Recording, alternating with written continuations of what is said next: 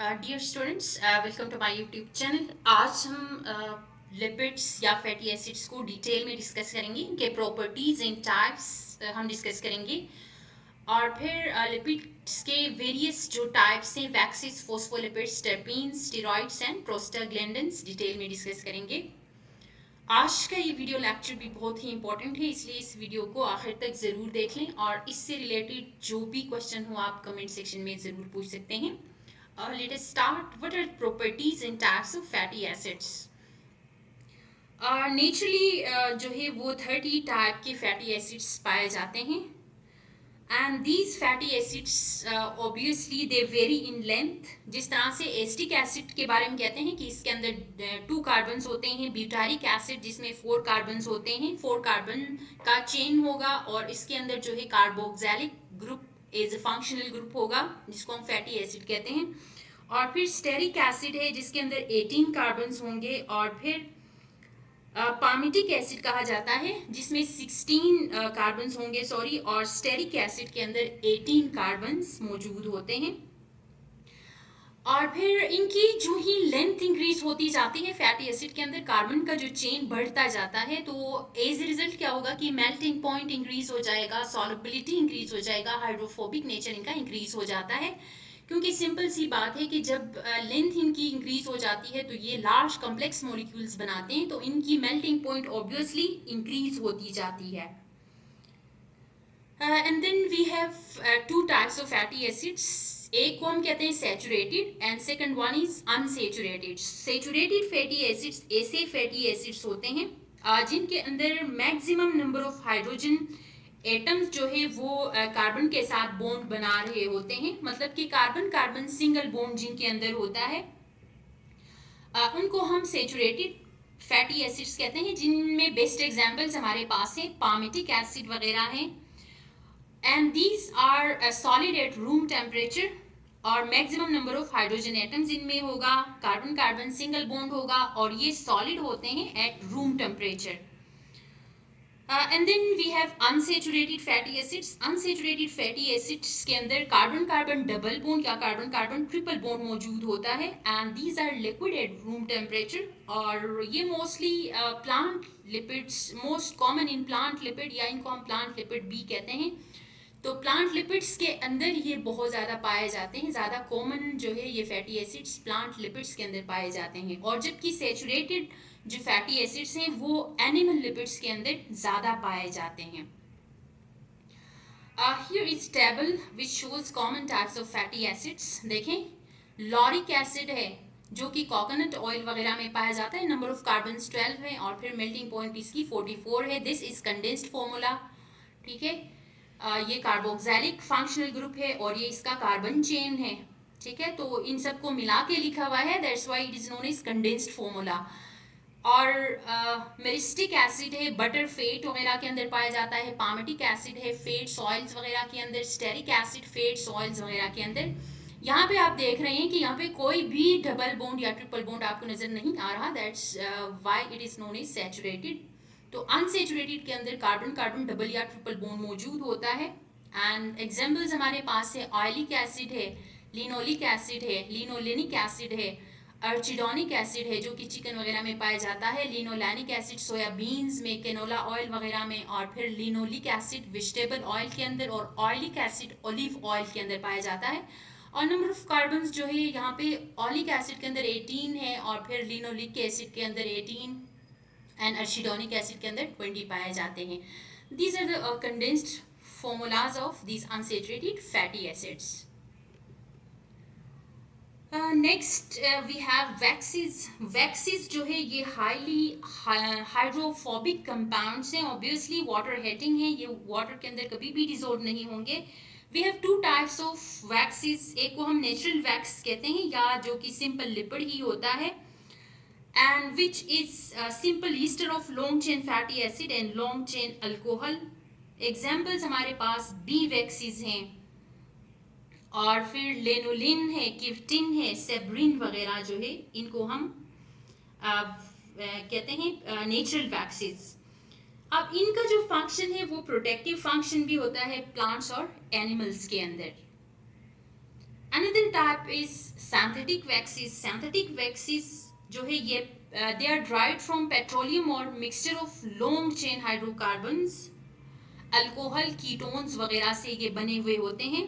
और best examples हमारे पास paraffin wax वगैरह हैं, जो कि कैंडल्स वगैरह बनाने के लिए इसको इस्तेमाल किया जाता है, या फिर वैक्स पेपर या लुब्रिकेंट्स वगैरह या सीलिंग जो मटेरियल्स होती हैं उनकी फॉर्मेशन के लिए इनको यूज़ किया जाता है. Then we have phospholipids. Phospholipids जो है these are type of compound और कम्प्लेक्स लिपिड के ये टाइप्स हैं, और ये कहते हैं कि फॉस्फेटिडिक एसिड से ड्राइव हुए हैं. और फॉस्फेटिडिक एसिड जो है वो जब कंबाइन हो जाता है कोलिन के साथ, या फिर इनोसिटोल एक कंपाउंड है उसके साथ कंबाइन होता है, या सीरीन के साथ कंबाइन होता है, या इथनोलेमाइन के साथ कंबाइन हो जाता है, तो वो इस टाइप के कंपाउंड्स की फॉर्मेशन करता है. Here we have example of phosphatidylcholine. ये जो डायग्राम में आपको नजर आ रहा है, this is example of phosphatidylcholine. मतलब कि फॉस्फोटिडिक एसिड कोलिन के साथ कंबाइन होके इसने ये फॉस्फोलिपिड बनाया है, जिसको हम फॉस्फेटिडाइलकोलिन हम इसको कहते हैं. Phosphatidylcholine is also known as lecithin. इसका कॉमन नेम लेसिथिन है, इसको हम लेसिथिन बी कहते हैं. अब इसके अंदर दो पार्ट्स हैं, देखें. दिस इज पोलर पार्ट जो कि हाइड्रोफिलिक है, जो वाटर लविंग है, जो कि इसका हेड जिसको कहा जाता है. यहाँ पे ग्लाइसरोल मौजूद है, फॉस्फेट ग्रुप है, और कोलिन कंपाउंड मौजूद है या कोलिन ग्रुप मौजूद है. और दूसरा पार्ट इसका जो है this is non polar type which is hydrophobic. Obviously ये फैटी एसिड्स हैं, तो फैटी एसिड वाला टेल होगा और दूसरा हाइड्रोफिलिक वाला टेल होगा. तो ये दो फैटी एसिड्स इसमें कंबाइन होके फॉस्फेटिडाइलकोलिन की फॉर्मेशन किया हुआ है. और इनका जो मेजर फंक्शन है, ये लिपिड बायलेयर बनाते हैं इन प्लाज्मा मेम्ब्रेन या सेल मेम्ब्रेन के अंदर. ये लिपिड का बायलेयर जो बनाता है, ये हमारे पास इसका मेजर फंक्शन है फॉस्फोलिपिड का. And then we have terpenes. These are type of derived lipids. derived lipids का एक टाइप है जहाँ पे ये 5 कार्बन बिल्डिंग ब्लॉक, जिसको आइसोप्रीन यूनिट कहा जाता है, इस आइसोप्रीन यूनिट से इनकी सिंथेसिस हो जाती है. आइसोप्रीन यूनिट्स कंडेंस हो जाते हैं डिफरेंट वेज में. एज रिजल्ट इनकी फॉर्मेशन होती है. कम से कम 2 आइसोप्रीन यूनिट्स चाहिए एक टर्पीन बनाने के लिए. तो 2 आइसोप्रीन के यूनिट्स, हर आइसोप्रीन के यूनिट में 5 कार्बन कंटेनिंग एक बिल्डिंग ब्लॉक होता है. तो कम से कम 2 आइसोप्रीन के यूनिट्स आपस में कंबाइन हो जाते हैं, तो हमारे पास मोनोटर्पीन बनाता है. 4 आइसोप्रीन के यूनिट्स कंबाइन हो जाएंगे तो डाइटर्पीन्स बनाएंगे. 6 अगर कंबाइन हो जाते हैं तो ट्राइटर्पीन्स, और इसी तरह से पॉलीटर्पीन्स. ये जो है हमारे पास डिफरेंट टाइप्स हैं टर्पीन्स के. मोनोटर्पीन का जो बेस्ट एग्जांपल है मेंथोल है. डाइटर्पीन का बेस्ट एग्जांपल हमारे पास विटामिन ए वगैरह हैं. और फिर ट्राइटर्पीन्स जो है ये एम्ब्रीन जो है इसका एग्जांपल है. And then we have natural rubber जो है ये पॉलीटर्पीन का एक बेस्ट एग्जांपल है. And then we have steroids. Steroids, these are lipids of higher molecular weight which can be crystallized. ये crystallize हो सकते हैं और ये higher molecular weight के compounds होते हैं. These consist of 17 carbon compound. देखें, this is steroid. Total 17 carbon atoms इनमें पाए जाते हैं. इनमें से 3 जो है वो rings, 6 carbon containing rings हैं, और आखिरी वाला जो ring है that is 5 carbon containing ring. तो टोटली इसमें 4 रिंग्स पाए जाते हैं. 70 नंबर ऑफ कार्बन्स यहाँ पे पाए जाते हैं. And cholesterol is structural component of cell membrane. Cholesterol इसका बेस्ट एग्जांपल है हमारे पास. और इसके साथ साथ कुछ बाइल एसिड्स वगैरह भी इसके एग्जांपल्स हैं स्टीरॉइड्स के. And then we have male sex hormone जो कि टेस्टोस्टेरोन जिसको कहा जाता है, और फीमेल सेक्स हार्मोन प्रोगेस्टेरोन जिसको कहा जाता है, और estrogen. These are various examples of steroids. Bile salts हैं हमारे पास. These are also examples of steroids. And finally we have prostaglandin. Prostaglandin जो है ये कहते हैं कि it is found in every mammalian cell, और ये एज लोकल हार्मोन के तौर पे काम करता है. and it is derivative of arachidonic acid, and arachidonic acid is unsaturated fatty acid containing 20 carbon atoms. 20 carbon atoms पे कंसिस्ट एक अनसेचुरेटेड फैटी एसिड है जिसको हम अर्चिडोनिक एसिड कहते हैं। तो अर्चिडोनिक एसिड के ये डेरिवेटिव्स हैं या अर्चिडोनिक एसिड से ये ड्राइव हुए हैं, और ये इनका जो मेजर फंक्शन है प्रोस्टाग्लैंडिन का हमारे बॉडी के अंदर, वो डिपेंड करता है इनके लोकेशन के ऊपर कि किस टिश्यू में ये पाए जाते हैं। कुछ सेल्स में कहते हैं कि ये ब्लड प्रेशर जो है वो इंक्रीज कर देता है, और कुछ टिश्यूज में ये ब्लड प्रेशर जो है वो कम कर देता है। And in case of immune cells, अगर ये इम्यून सेल्स में पाया जाता है तो it helps to induce fever and inflammation.